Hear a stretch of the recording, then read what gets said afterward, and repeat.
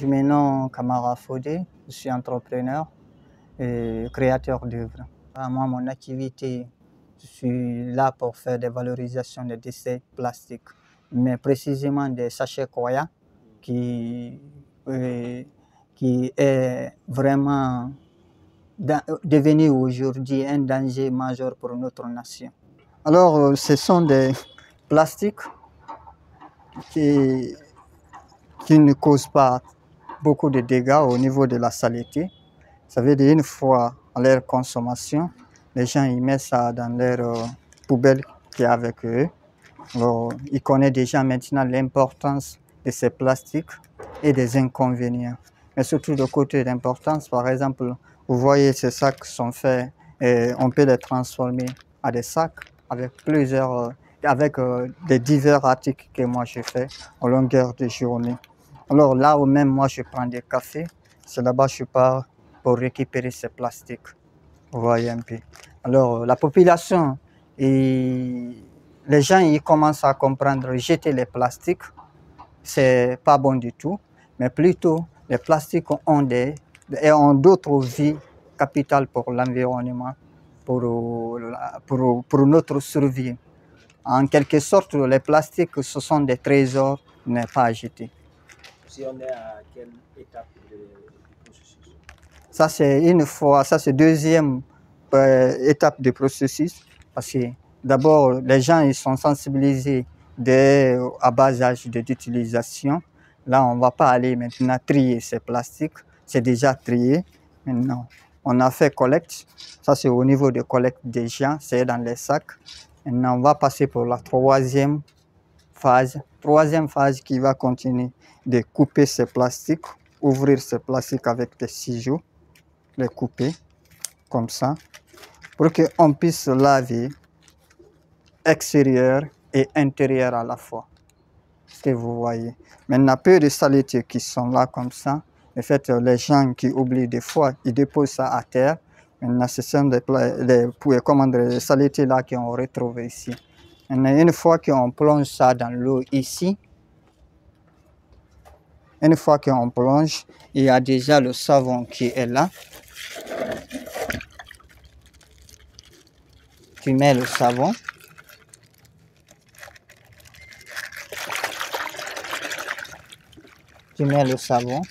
Ça ne prend même pas maintenant, même si tu as au moins 1000 sachets comme ça, ça ne va pas te prendre 2 heures pour les laver, ni 1 heure, ni 3 heures, au moins 40 à 45 minutes, ça peut te prendre de les laver. Parce que dès que tu mets savon, tu vois, c'est comme tu viens de payer dans l'hygiène. Ça ne cause pas beaucoup de problèmes avec nous actuellement. Maintenant, une fois ici, on va remettre ça ici pour rincer,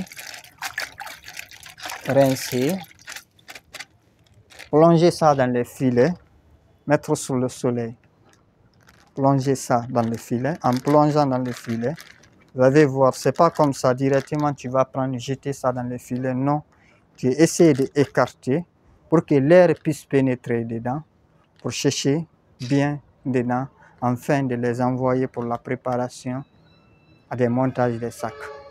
Maintenant, on le vide directement ici. C'est ici que moi je vais faire des préparations.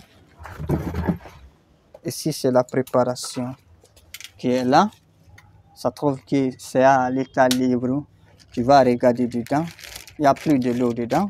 Tu vois, il n'y a plus de l'eau dedans. Ils sont là déjà. Ce sont des plastiques qui sont déjà préparés, qui sont là comme ça. Vous avez vu? Après ça, cette étape, tu vas compter les plastiques, le nombre de plastiques que tu as pu valoriser par jour. Maintenant, tu prends ça comme ça.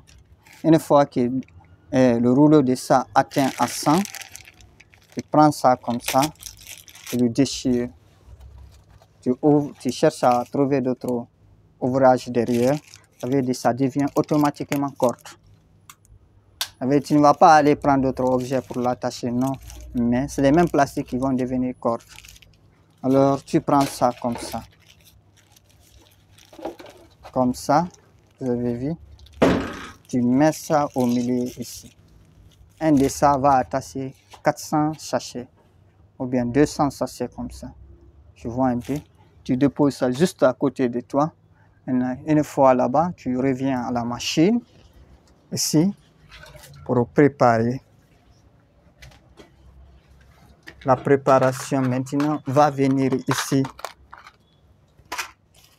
Ça veut dire, si tu veux des sacs comme ça, voilà, ça c'est les parties qui sont très très sensibles à ne pas dévoiler du tout.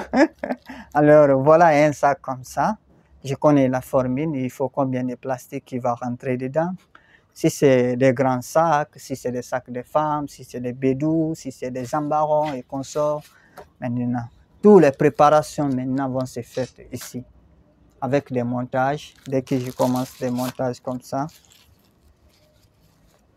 Maintenant, tu n'as qu'à assembler, découdre et donner la forme que tu veux au plastique. Exactement. Ça, comme ça. Dès que j'ai ça, moi je fais ça. Donne-moi ciseau là-bas.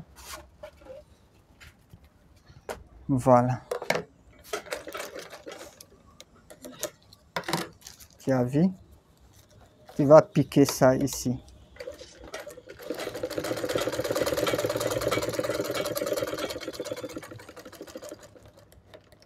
Tu as vu? Maintenant, au fil du temps que tu montes ça comme ça, tu connais qu'est-ce que tu dois faire au fin du compte. Si ça arrive, le nombre arrive à un moule, tu déposes. Si c'est 2 moules qu'il faut utiliser pour faire les sacs, tu prépares les 2 maquettes. Tu vas les couper avec tes moules, tu viens, tu fais des mascarades et consorts, tu mets des tissus, tu prépares tous les postes et puis encore tu fais la finition, ça sort produit fini. Voilà comme ça. Mais comme ça c'est un petit portefeuille qui coûte à 2000 francs. Et que tu le fais, ça devient un portefeuille. Comme ça, là, c'est déjà des moules. Tu vois. On peut faire portefeuille avec ça, on peut faire d'autres choses avec ça. Voilà.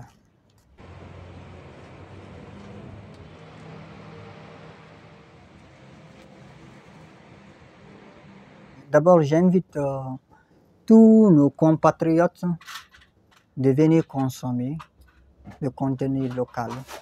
Car les sacs que nous avons fait, ce sont des meilleurs sacs au monde. Les meilleurs sacs au monde. Qu'est-ce qui fait deux des meilleurs sacs? Voilà. Première donnée d'abord, les sacs qui sont là sont issus de notre environnement. Ils viennent de l'environnement.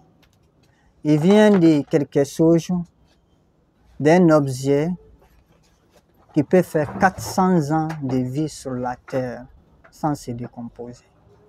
400 ans. Alors, c'est les mêmes objets-là que moi j'ai pris. J'ai pu le reproduire en sac à dos pour lui utiliser pour la deuxième fois, afin de servir mes clients. Alors, quelque chose qui peut faire 400 ans sur la Terre sans pourrir, si tu fais ça en sac à dos, ça va faire combien d'années avec toi, sac à dos? Nous le savons qu'à chaque année, les sacs que les autres exportent, c'est des sacs à recyclage qui ont des vies limitées. Car nous, le sac que nous on fait, ils ont des vies illimitées. Pourquoi les vies illimitées? C'est comme quand tu payes un téléphone tout neuf, un téléphone Samsung ou iPhone, consort, ça dépend. La durée de ton téléphone dépend de l'utilisation, l'usage. Vous prenez les sacs là, vous prenez bon soin de ces sacs là, vous pouvez faire 4 ans, 5 ans sans payer des sacs pour votre enfant. Ça va vous aider économiquement parce qu'à chaque année, vous avez l'habitude de payer des sacs. Maintenant, ça va vous aider économiquement.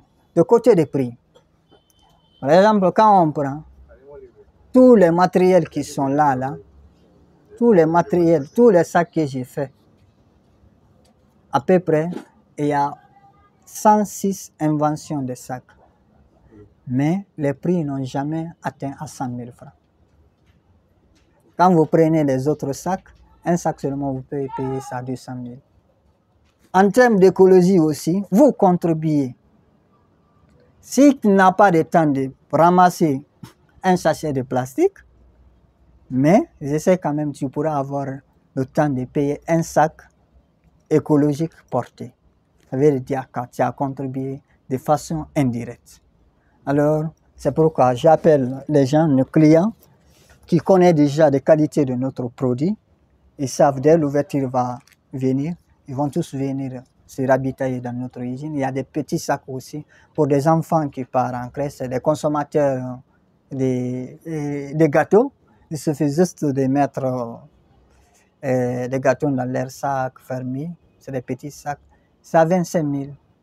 Quand tu regardes pour les autres, c'est à 40 000, 100 000. Je vois un peu.